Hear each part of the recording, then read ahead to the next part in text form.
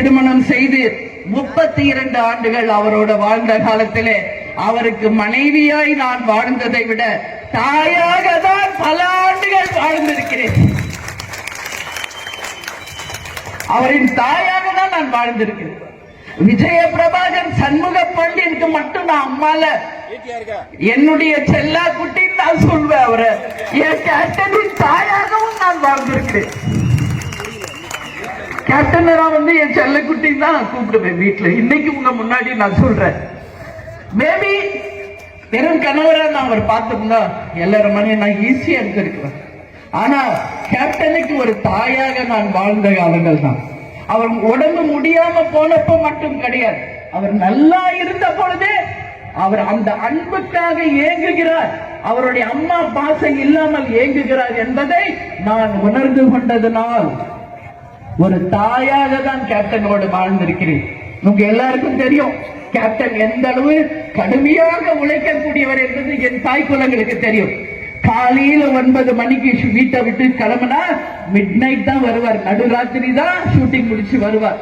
ஏன்னா ராத்திரி பகல் உழைத்தவர். ஒரு வருடத்திலே 14 படம் 15 படம் ரிலீஸ் பண்ணணும்னா எந்த அளவு அவர் கடுமையாக உழைச்சிருப்பார் என்பதை நீங்களே பார்த்துக்க. அப்ப மாசத்துக்கு 2 படம்னா அப்ப எந்த அளவு அவர் உழைப்பை போட்டிருப்பார் என்பதை சிந்திச்சு பாருங்க. நாங்க வாழ்ந்தது 32 வருஷம். ஆனா என்னுடன் அதிகமா இருந்ததை விட ஷூட்டிங்ல தான் கேப்டன் அதிகமா இருந்திருக்க. அந்த அளவு ஒரு கடுமையான உழைப்பாளி.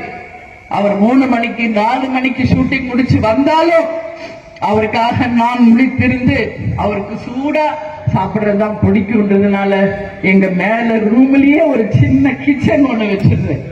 முழித்திருந்து அவருக்கு மிகவும் பிடித்தது தோசை. அந்த நேரத்திலே அது 3 மணியா 4 மணியா இல்ல எனக்கு முக்கியம் இல்லை, எனக்கு என் கணவர் முக்கியம். அதனால அந்த நேரத்தில் சூடாக அவருக்கு வேண்டிய உணவை அவருக்கு உணவளித்து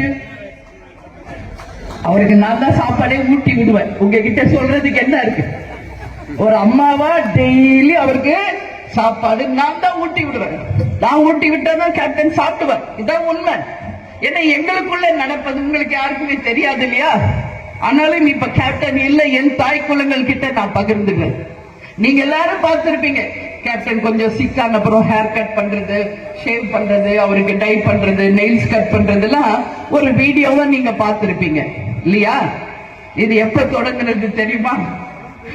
திருமணமாயி மறுநாள் கேப்டன் இல்லத்திற்கு நான் மணமகளாக அடியெடுத்து வைத்த மறுநாள் ஷூட்டிங் போனோம்.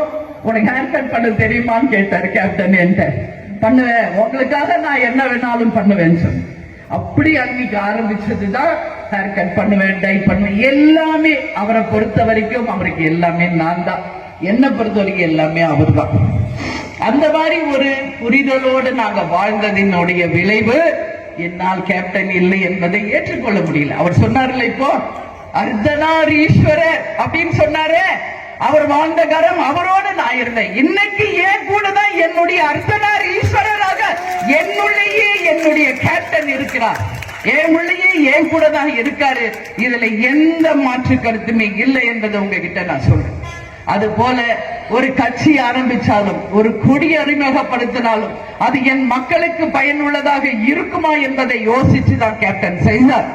துல்லியமாக தினசரி நடப்பு நிகழ்வுகளையும் கல்வி, விளையாட்டு, அரசியல், வாழ்க்கை முறை, மருத்துவம், தொழில்துறை, சினிமா, பொழுதுபோக்கு போன்ற பல்வேறு நிகழ்ச்சிகளையும் உடனுக்குடன் காண கேப்டன் டிவி மற்றும் கேப்டன் நியூஸ் சமூக வலைத்தள பக்கங்களோடு இணைந்திருங்கள். உங்கள் வணிகத்தை கேப்டன் டிவி மற்றும் கேப்டன் நியூஸில் விளம்பரத்தின் மூலம் மேம்படுத்த விருப்பமா? உடனே கீழே கொடுக்கப்படும் எண்ணிற்கு தொடர்பு கொள்ளுங்கள்.